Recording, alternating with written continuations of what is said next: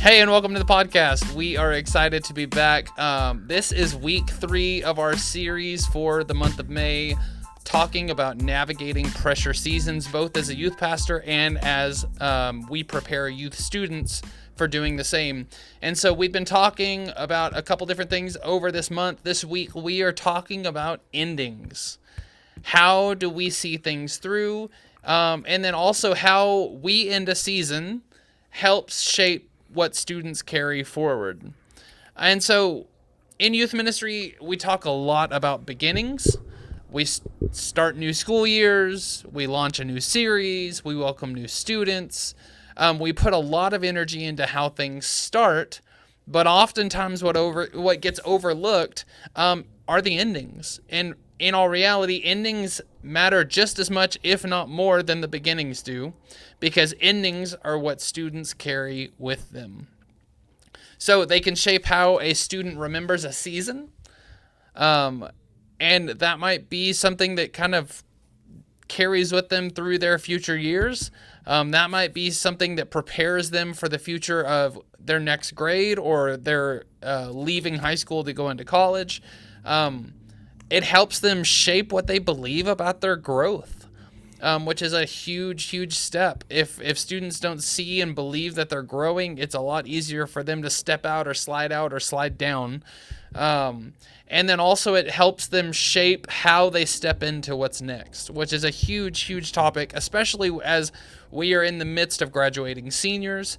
They're all leaving their families, leaving their comfort, leaving their homes to go into these new adventures and new places, whether it be military or college or going into the workforce. They'll step into the adult world that is a little less protected and a little less safe a lot of times. And so too often, though, endings in ministry are kind of left unintentional.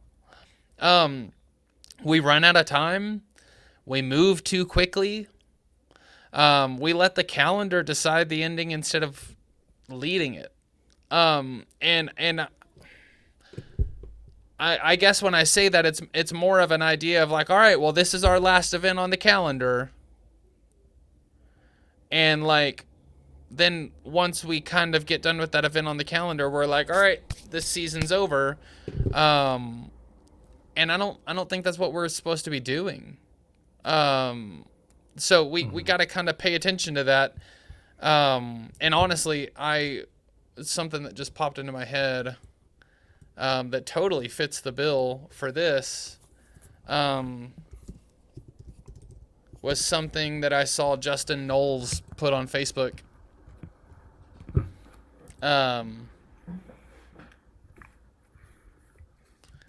It says, we slowly start measuring success by whether we pulled off the night or not. Mm-hmm. If the room was set up, the lesson happened, the game worked, nobody got hurt, the service ran smoothly, and people showed up. But at the end of the night, we think, oh, we did it. Not, did anybody get anything out of it? Yeah. And so, he said, some nights surviving feels like winning. And I think sometimes we get to the end of our schedules or the end of our calendars, and we feel like, oh, like, yes, another year, kind of thing like that. And he said, if we're not careful, we begin to ask the wrong questions. Yeah. Did we, instead of asking, did we intentionally help someone move towards Jesus, we ask, did we pull it off? And we take the faith aspect out of it. And yeah, like he goes into a lot more, but I read that this morning and it was just one of those things. I was like, dude, that's spot on. And I think that 100% applies to what we're talking about right here. Is just this idea of like, oftentimes, like I said, we leave the endings of our ministry unintentional. It's just like, oh, okay, well, bye, see you next year. Oh, wait, do I see you next year? Like, yeah. I mean, students kind of get left out in the open when we don't think about how we are ending our ministries. And so when that happens, like, students are left with something that's unresolved, especially if you have seniors that are moving on. If you don't like say, hey, this is it, like, take all that you've learned and take it with you, kind of thing like that, like, you're really missing an opportunity to help students have closure, help students have an ending. which is super, super important. So here's the idea for today that we're talking about is unintentional endings create unresolved students. Yeah. If we don't help students process what's ending, they often carry confusion or disconnection or miss the meaning into what's next. And so, like, we have to focus and we have to think about the endings and how we are making the endings matter more than making the endings happen. So, why are endings emotional, though, David? Why are endings emotional? I think there's a whole litany of reasons for that. Um, I think back to my own personal story. It's funny. We would get to the end of camp, and everyone was so like exhausted and ready to go like sleep in their own beds and be with their people and get back to their routine. I was the kid who was genuinely like heartbroken when camp was over. Number one, because I loved the spiritual aspect of camp. I loved being able to worship and be in an environment where I could just be like inundated with learning more about Jesus, to understand who he was, to also be around people who genuinely seemed to care about me. Like there was Yeah. that was probably the hardest part for me. I knew that what I was going back home to was not as good as what I was experiencing at camp. I felt loved there. I felt accepted there. I felt cared about. Um, I felt less like a piece of garbage. I'll be honest, because of the way that I grew up and the things that were going on at home. Um, I hated being home. Home was a reminder of what I'd lost in my mom. It was a reminder of how miserable my dad was because of it. Um, my dad, bless his soul, he never meant it this way, but we reminded him of his biggest loss, and it came out a lot. All the things that he hated the most about her, sometimes we would embody things that would remind him, and he would remind us. And so I felt like garbage 24/7 when I was home. But when I was at Yeah. camp, I felt loved. I felt accepted. I felt this. And so for me, camp was like a home that I had never experienced before. Sure. And I think that there's more students out there like that than not, if I'm being totally honest, where they feel a sense of peace, comfort, breakthrough, different things. And it's not always because they're in a broken home. Sometimes they're in a great home, but maybe they just feel, I always think about that sort of middle child syndrome where, you're not the oldest child, so maybe you're not the golden child, you're not the youngest one who gets the most attention. You're kind of just that kid that slips through the cracks, and Yeah. you're not bad, you don't get in any trouble, so mom and dad don't have to pay a lot of attention to you. You don't play sports, you don't win awards, you just kind of drift through life. You're smart, but you're not, there's a lot of kids like that, you know, they go to camp and all of a sudden there's people asking them their opinion. They're asking them what they think, and valuing who they are. And they have these friends that want to spend time with them, and maybe they don't have that when they get back home. And so I always think of those sort of, we tend to think that they're kids that are maybe on the fringe, have a hard home life, maybe they get in a lot of trouble. But there's a lot of kids that didn't necessarily have a bad life, but maybe were going through a lot of things, or a middle child situation. And so I Yeah. think sometimes the emotion there is just like, I've been given this gift of love and encouragement and spiritual highs that come with all of that. And I'm just not ready to just give that up and go to a place where I don't feel that anymore.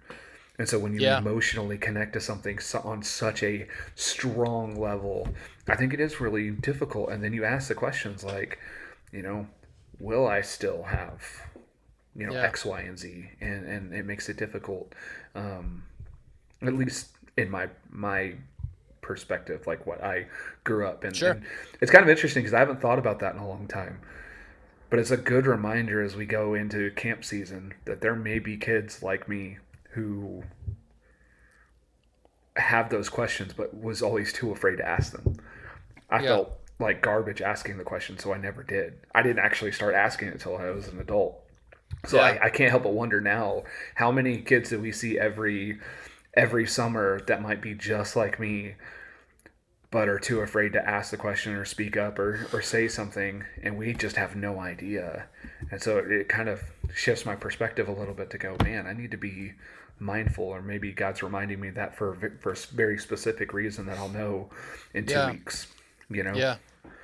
No, and I mean, I think that correlates with the idea of camp for sure. I mean, it correlates to the end of youth Mm-hmm. because unless you are one of the youth ministries that keeps going every single Right. Wednesday or every single Sunday, and you don't stop ever, like the weeks that you are ending, and really, I guess no, I'm going to take that back because it really doesn't even apply to y'all. Even if you're going every week, you don't have the same kids. You have kids that move. You It's have kids different. that leave. You have kids that don't come anymore. Like, all kinds of stuff. And so, like, this is very, very much a deal for everybody. And it's like, I think we talked about it last week with this idea of like faithfulness. Like, we need to reevaluate how we determine success, especially in May. Mm-hmm. Like, it's not energy. It's not, well, it shouldn't ever just be energy, but like, Sure. especially in May, you're not trying to revamp and rebuild and re energize and everything else. Mm-hmm. Like, May doesn't need to be a hype month just so you keep kids in the door. May needs to be stability, predictability, and someone who keeps showing up Yeah. Consistency. because that works towards your ending. Mm-hmm. If you leave the year with them knowing that you're here and that you care and that you listen and that you're predictable, then they know that they can come back to you. Yeah. Or So, even keep coming to you through the summer, even with it. yeah. Like if you're one of the youth groups that don't have anything in the summer, which I hope by saying that it doesn't come across negatively in any way. We do still meet through the summer, but it's definitely less than what we would normally do throughout the year. But I mean, even if you are, when you have students that know, hey, I can still text them, or we can meet for coffee, or we can meet up at the church or whatever, and I can still ask questions even when Yeah.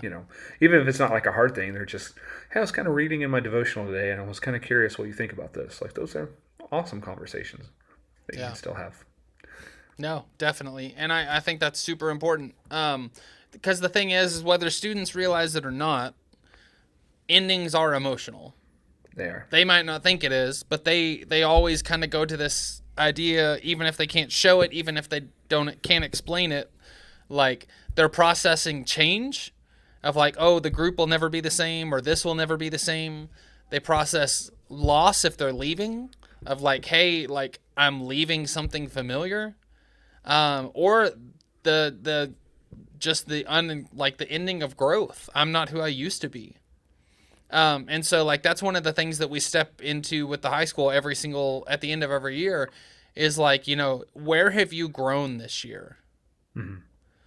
What can you look back and say, man, like this is the thing. This is where I stepped up huge, and maybe it was obedience, maybe it was knowledge, maybe it was just like involvement, like what has changed about you? I was like, because I always say like if you want to see God move in your life, look back. And so here's the challenge, though: students often don't have the language to articulate what they're feeling. So it comes out in disengagement, it comes out in apathy, it comes out in irritability.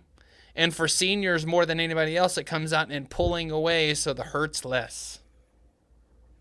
Because students that are seniors start to pull away from all the people, and it's almost like this instinctive thing because they know that they're about to come out on their own. And so they literally pull away, and it's not because they don't care, it's because they don't know how to process what's happening. In the book of Ecclesiastes 3:1, I mean, it says like 3 verse 1, like there's a season for everything. I think one of the wisest things that's probably mentioned, but it's also one of the most duh things ever mentioned. But like Solomon saw something there, and it was just this mindset of like, we can't stop seasons. Change will come. That includes endings. And so endings are not interruptions. They're part of God's design. And if we ignore them, we miss an opportunity for reflection, we miss an opportunity for healing, and we miss an opportunity for growth. And if we aren't aware of those moments, like, we're missing out on so much. And so part of our job is to show and challenge the students to look for themselves, because what isn't processed doesn't disappear. Mm-hmm. It just gets carried. Yeah. Yeah, you've probably seen this, Brent. There's an old skit called, I think it's called Baggage, isn't it? Yeah. Yeah, and that, I mean, if you haven't seen that, it is the perfect picture of that line. And it's a Yeah. really good one to play for your youth. I've done it several times. I'm sure Brent has as well. Yeah. I think we actually did it live once. Yeah. My old church, we ended up basically doing it live, and it ended up being really, really powerful during one of our youth Sundays, which was really cool. But yeah, anything that doesn't get processed, yeah, it's like, we think about it, especially in the midst of like grief or frustration or struggle or whatever. Like, the world is so quick to say you just have to move on, let it go, forget it ever happened or whatever. And I think it's really subtle, but like, we don't just need to necessarily move on, meaning we put this thing, this emotion, this unprocessed thing, and we put it in a box and we leave it in another room and we never think about it, look at it, open it, feel it, whatever. Instead of like telling people to move on, I like to tell people to move forward, which basically just says, hey, you are carrying this thing. It's not just going to go away, but you don't have to stay stuck either. And so, like, we say move on, but like, it doesn't really help. It's almost like just saying, okay, get over it. But there's no way, like, we don't tell people how to process through it. And so for me, moving forward is like, okay, I have this thing that I'm struggling with, and I'm going to work towards feeling a little bit better. I'm going to work towards allowing myself to keep taking steps forward in growth in life and keep walking stuff, while also learning how to process through these things. And so it's like, if we don't just try to put it in a box and ignore it, at least, as we carry it, it gets a little bit lighter as we process through it. And then there will be a point where you're not even really holding on. It's just a part of a learned experience in your life that Yeah. you can then use to help other people as you move forward. I know that's not necessarily giving you the steps of how to, because let's be honest, every situation's a little different, and the process through that thing is going to look different. So I know that's super generic. You do also have to take the steps to figure out how to process that. But if you process it in a way that says, hey, this is a thing that happened in my life, I'm not going to ignore it. I'm going to go through the hard challenges of seeing what it's going to take to get through the situation, while continuing to take steps forward in growth, Yeah. personally, occupationally, whatever it might be. Yeah. No, and part of our role as leaders is helping students slow down long enough. And I like how you said move forward instead of move on, because move Yeah. on means it's left behind. But the problem is like, students don't slow down long enough to process those stuff that they're leaving behind. Yeah. And so, like, teaching them that they can move forward, even if they move forward, eventually it will drop. Like, Yeah. they can drop it, but then they're not dropping it where they are, they're dropping it behind them. Right. Exactly. And so it's been we have processed, to- it's been dealt with. yes. And so we have to develop these ideas of, like, just creating meaningful closure. Most youth ministries don't intentionally create closure. We just stop. Like, school ends, programming shifts, schedules change, and we move on. And I think the phrase that we move on, we say more than anything is like, all right, moving on to summer. Like, and it's like, what about what we've done all year? It's not like Wednesday nights or Sunday nights for the duration of the school year were meaningless, but I feel like sometimes we treat them that way because we're looking forward to the life change that happens at camp. We look forward to the eye-opening experiences of mission work, like, and we feel like those are like the bread and butter of ministry, and it's like, no. those are great moments that God can reveal himself. But like, if God's not coming back and revealing himself through the Wednesdays or the Sunday nights of the school year, then we're in trouble. So,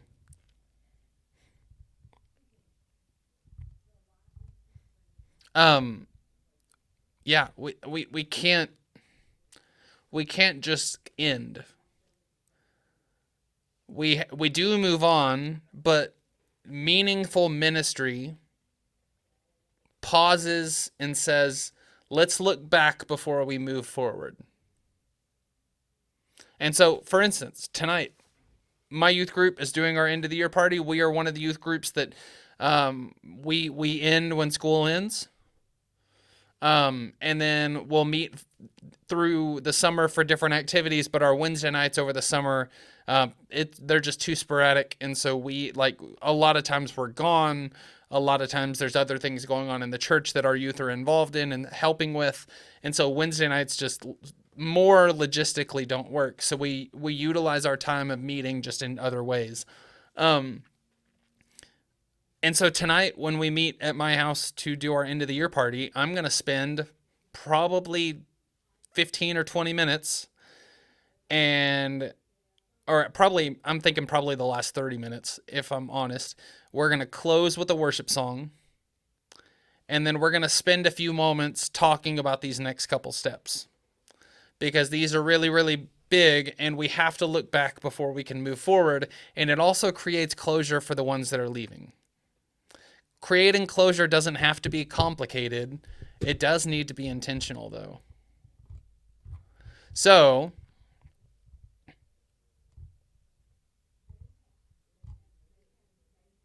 sorry, I lost my notes for a second.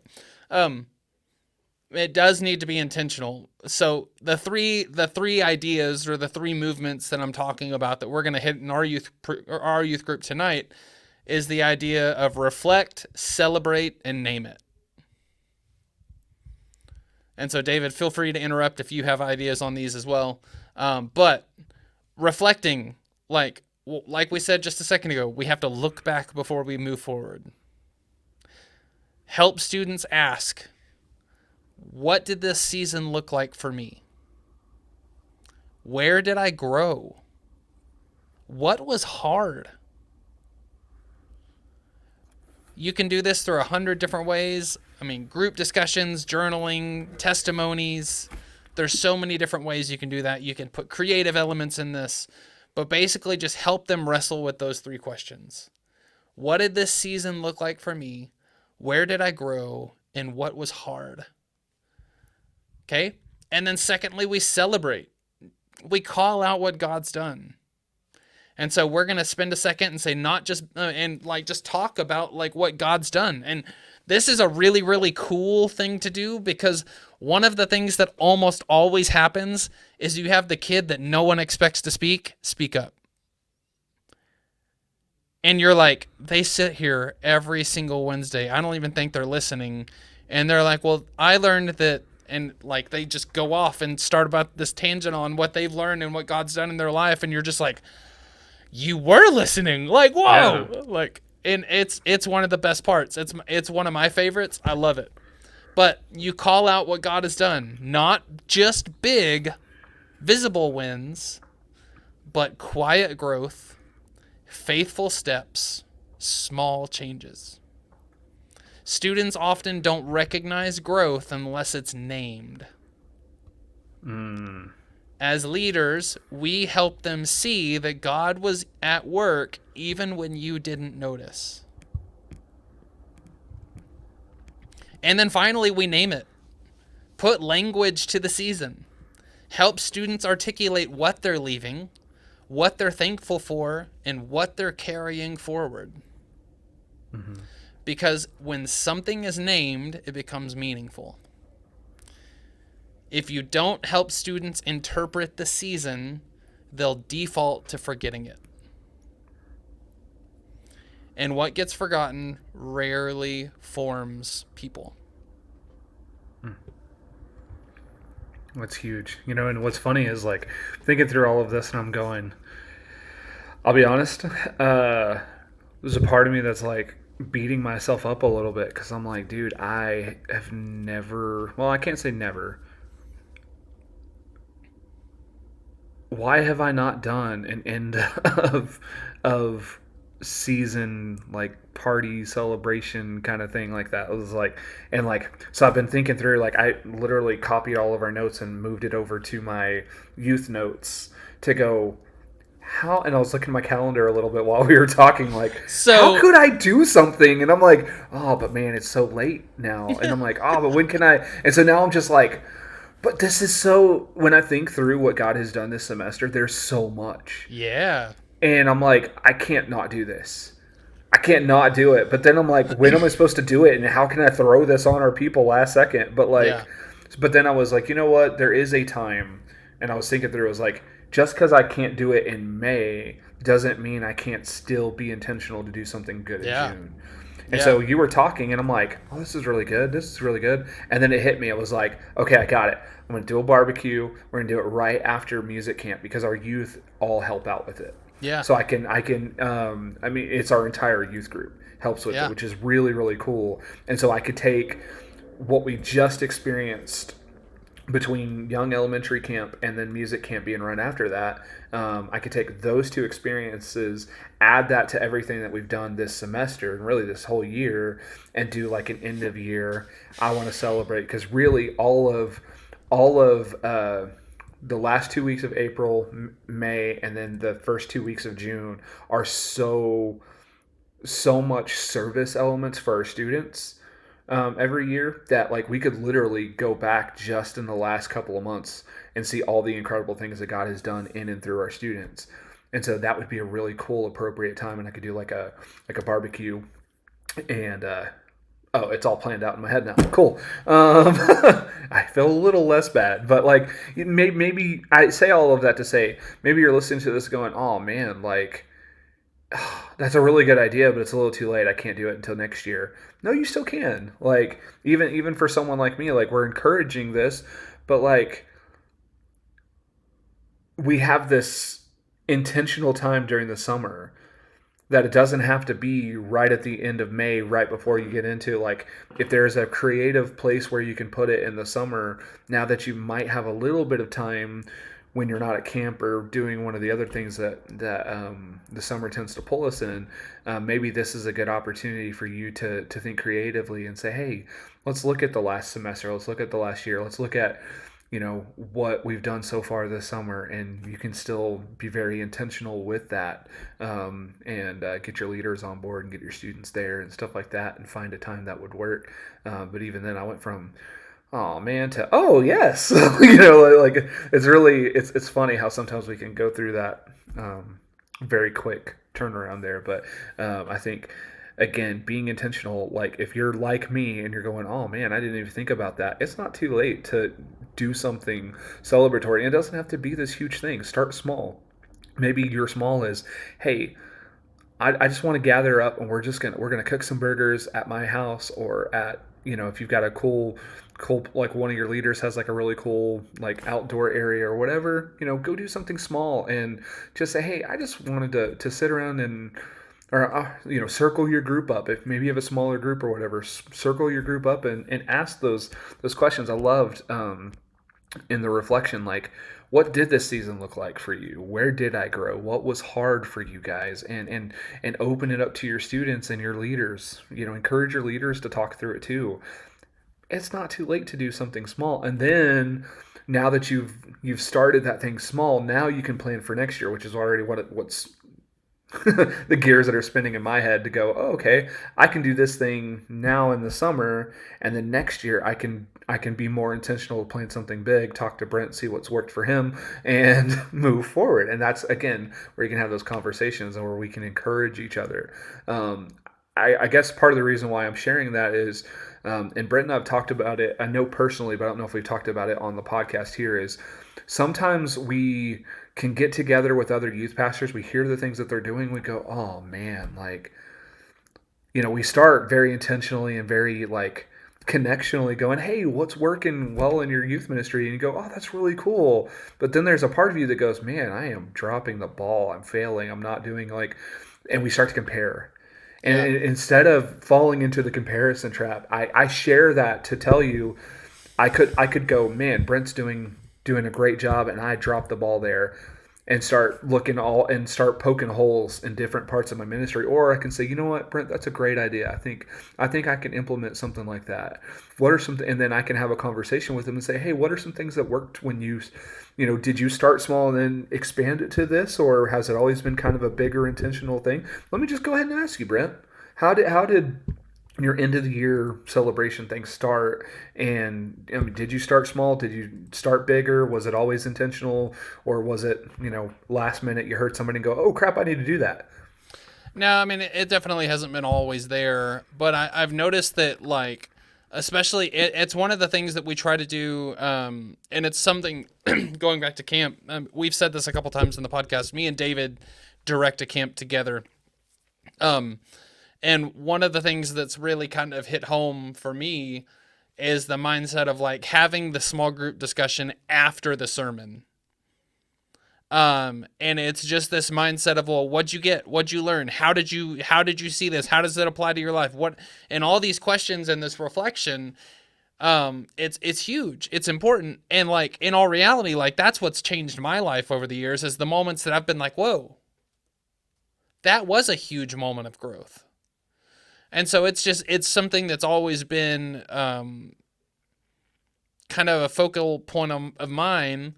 But I had to actually sit down and just be like, hey, how do we do this with youth? And sometimes it's more intentional, like tonight, when we'll actually, like, as a group, sit down and do it together. But then there's other times where it's just like, man, I don't really know, how we do this other than talk, and we talk about it in our small groups, or I just message kids and I'm just like, hey, I just want you to kind of think through these, and, like, if you want to get back to me and respond to me, that's great. But this is totally just for your reflection. And so, like, it's almost just presenting that more for the idea of them thinking through it. You really don't need anything in return. And so I do the group aspect now because I think there is a tremendous amount of opportunity for eyes being opened, more than anything else. Like I said a second ago, with the mindset of, like, students don't recognize growth unless it's named. The number of times I've seen a student say, well, I think I grew in this, and someone else goes, oh, well, yeah, me too. And it's not necessarily like oh, well, I'm just going to say that to get out of it. It's like oh, I didn't know that was a growth. Yeah, that's huge. So, like, allowing those moments to where not only they can name their own growth, because that's serious introspection, which is a great skill to have. But then also it's the mindset of hearing other students talk about it. They're like, oh, well, yeah, I did that too. Wow, Yeah, I did grow this year. and Like, there may be a student that's actually, very quietly beating themselves up, going, "Man, everybody seems to, like, be really growing, and I don't know that Yeah. I have." And then they hear that and they go, "Oh, okay, Yeah. okay, I have grown a little bit, and maybe not as much as Adam over here, but I've still grown, and I can be proud Yeah, of what for I've sure. done." For That's sure. huge. And so it's just the mindset of that. But yeah, just calling out those, because, like we said, if you don't help students interpret the season, they'll forget it. Yeah. And you don't grow from what you forget. So, but yeah, no, I that's how I do it. I mean, it changes every year because we don't typically, this is the first year we've done the end of the year party at my house for swimming. Because I didn't have a pool last year. This, well, I had a pool last year at this time, but it was not Wasn't near ready. functional because I had just bought a house that we completely remodeled. And so this Through year the is summer, yeah. this year is the first year that we've really had it as a resource, and so we're looking forward to utilizing it and making it a thing. So it's just an opportunity. Like we've used to do prime time or putt putt or like whatever. I mean, and for y'all that are like, what the heck's prime time? It's main event or any entertainment center, Someone's like, "What's the main activity event?" center that you have. It's just one of the chain entertainment centers that has Yeah, it's like go-karts and arcades putt-putt and and all of those arcade and all things. that Yeah. stuff. Um, so, every year is different for us. Last year we went to an arcade, and like it made it really, really difficult to have that conversation in a super loud arcade. So we did it before. Nice. And so, but honoring like the idea of like naming this stuff and making it known is super, super important. But then we kind of transition into the mindset of seniors and transitions. This becomes especially important for seniors because for them, this isn't just the end of a school year, it's the end of a chapter. Yeah. And so if we don't lead the moment well, it can feel abrupt, it can feel disconnected, or even impersonal. Yeah. Seniors don't need a handshake and a good luck. They need to be seen and celebrated and sent. Yep. So, 3 practices that you can follow for your seniors. Affirmation. Speak specific personal encouragement over them. Not, you're great, we'll miss you. But hey, here's how I've seen you grow in the last 4 years. Here's what I see in you for the future. You start doing that to your students. When I started doing that, I literally would have high school, because I've said this a couple times. Our high school ministry, we meet, our ministries get over on Wednesday nights about 7:30, and then all the high school that wants to, we go eat somewhere. And all the high school pay for their own food. They bring their own money, kind of thing like that. We just all drive to a location. They take their own cars. We all go hang out for an extra hour. For legitimately probably a month and a half or 2 months after the first time that I did this in this youth group, every single time we went to a meal, kids were like, well, you told this person what you saw in them. What do you see in me? And it's like, nice. And it's like a drug. They live off the expectations of other people. Like, it is the student driven thing. Yeah.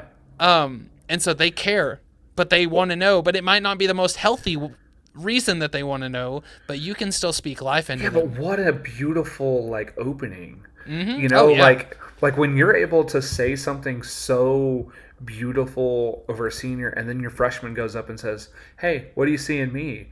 You go, "Awesome." Yeah. They care. Number one, they care about what you think, and that means that you're doing something right. But then it also means that they're connected enough and I'll also say too, the courage it takes to ask that question, knowing full well that Senior Sunday is not about them, but for them to then turn around and ask the question like, "Hey, what do you see in me?" That's bold. And it's like we have to see it, we can look at it as selfish, but that is a bold thing to ask. It's like, I think about it too, like when I've had former students reach out and ask for help financially because they're in college and it's harder, and they feel horrible even asking. Yeah. And my wife and I are always very quick to say, even in times where we're like, I don't know that we can right now, kind of thing, but we're gonna do it anyway. Like we always try to affirm that, to say, hey, we know that was not easy to ask. Yeah. And the fact that you did.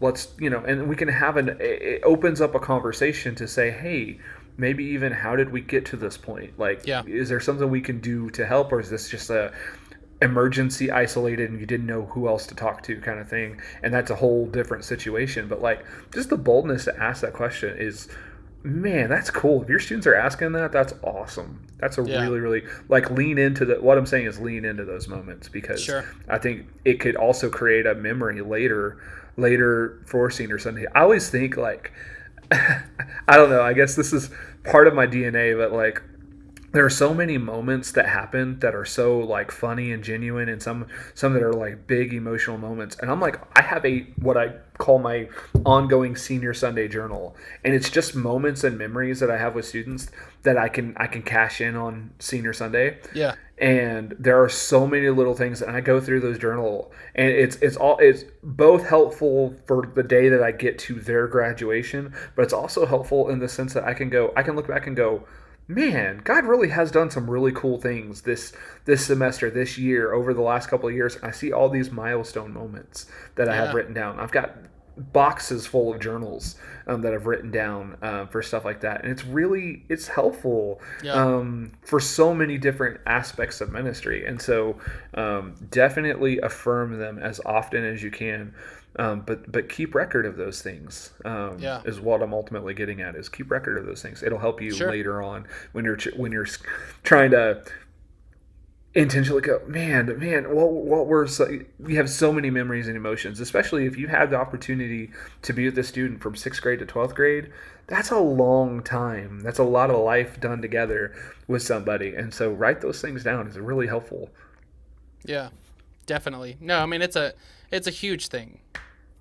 But I mean, so affirmation. Do it, do it, do it, do it. Don't just do it on your last time with them, but No, make gosh, no. sure you do it on your last time with them. Prayer. Take time to pray over them, not quickly, but intentionally. Mark the moment spiritually. Help them recognize that God is not just in their past, He's going with them into what's next. Yep. And then sending. This is huge, and we don't do this one.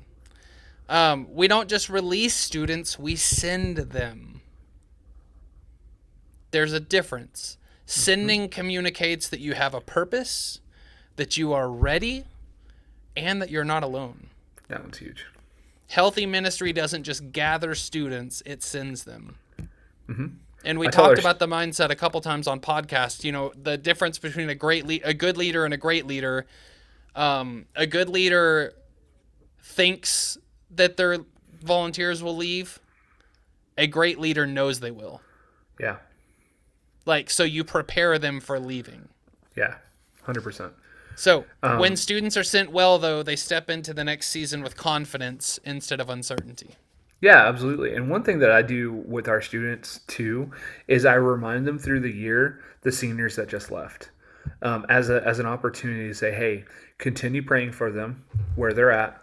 I ask our students to send letters and cards, or even a text message. Like, I'm like, definitely text. That's an easy one. But if you have a little extra time, you're thinking of them through the holiday season, send them a card, send them a letter, Yeah. something physical that they can hold on to that reminds them that the people back home still love and think about them, that they're not forgotten. That is a huge thing. I have always made an emphasis on that through the year to, especially that first year, not so that they just miss home or whatever, but for those moments when they're missing home, to know, hey, there are people who still believe in me and trust me and believe that I can do this. Yeah. And it might get them through a hard test, a hard week, a hard whatever. It might be financial kind of thing, to know that there's still people back home that's thinking about them and cares about them and stuff like Yeah. that. And then as a youth ministry, we like to send like a care package of some sort to our seniors that have graduated. Then, they come back that first summer and they're like, man, this was really cool. It's always kind of fun to hear the stories when they come back and they go, man, your letter meant a lot to me, or whatever it might be. Yeah. And that's your students that are leading that. And so it gives them another opportunity to encourage and send them forth knowing that they're not alone. And Yeah. then we get to prove it throughout the next couple of semesters that they're Yeah. really not alone, is what I'm trying to say. Sure. So, yeah, definitely. I mean, if you don't send them, if you don't keep up with them and reconnect with them and remind them that you're there, like, yeah, it's fairly easy to be forgotten. And so closing thoughts. Question that we kind of want to run with for the end of this one. Are we ending seasons intentionally, or are we just letting them end? Because those are not the same thing. One creates clarity, the other creates confusion. One forms students, the other leaves things unfinished. So as you look towards the end of this school year, where do you need to slow down? What needs to be acknowledged? And who needs to be affirmed? Don't rush past the ending. As David said earlier, lean into it. Because what you do here matters more than you think. What you celebrate, what you name, what you honor, students carry that with them. I had a junior preach for our senior Sunday Youth Sunday. She did a phenomenal job. And I think I mentioned this on the podcast the other day. She literally brought up something that I did in 6th grade that as a junior, she still holds on to strong. And that was a focal point of her sermon. Like, words matter. Students carry stuff like that with them. So they carry it with them into the summer, into the next school year, into adulthood. What you celebrate and close well, students remember. As always, thank you for listening. Do us a favor, share this episode or share our podcast with your youth pastor friends at Talk Student Men. We would love to hear from you. You can shoot us a message as well. Or if you're just like, hey, I really don't know how to do this, or hey, like we have this awesome idea that we do every single year, we'd love to hear it so we can share it with other people. Shoot us a message at Talk Student Men on Instagram or Facebook. We'd love to hear from you. And we'd love to hear your ideas and your thoughts on why and what you do. But as we finish up, I'm going to ask David to close us with a quick prayer, and then we will let you get on to your weeks. Father God, we thank you so much for this opportunity to look back, to reflect on our own last semester as we encourage those who are listening to close out their semester, their year well as they lean into this next chapter of summer. Lord, I pray that we would never forget the importance of celebrating and honoring and reflecting the good things and the growth that has happened in our ministries. Lord, even if it was a hard season, even if it was a difficult or even frustrating semester, there's still growth. There's still things that maybe we even as leaders forget about. So help us to honor that time that we were given. Help us to reflect on those things, to learn and to grow, and to be the healthy leaders that you are calling us to be.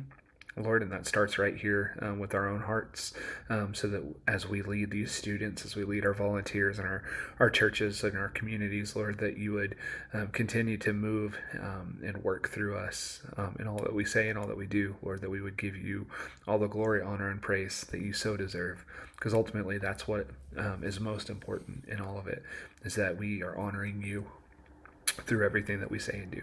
So Lord, thank you for this time. Thank you for this podcast. Thank you for every youth pastor, volunteer, leader that chooses to listen to this every week, Lord, to listen to us ramble and talk about the things that we do and sometimes don't do well, Lord. And Lord, I pray that you'd bless them, bless their communities, their churches, their families, bless them personally, Lord. Help them in this summer season, Lord, especially those who are struggling. God, help them to lean in on you, Lord, and to know that you are strong when they feel weak, that you love them, that you see them, that you have called them to where they are. Lord, help them to always remember that calling that they have, and help them to rejoice in the time that they do have in that calling. So, Lord, we thank you. We love you. We certainly praise you this day. It's in your name we pray. Amen.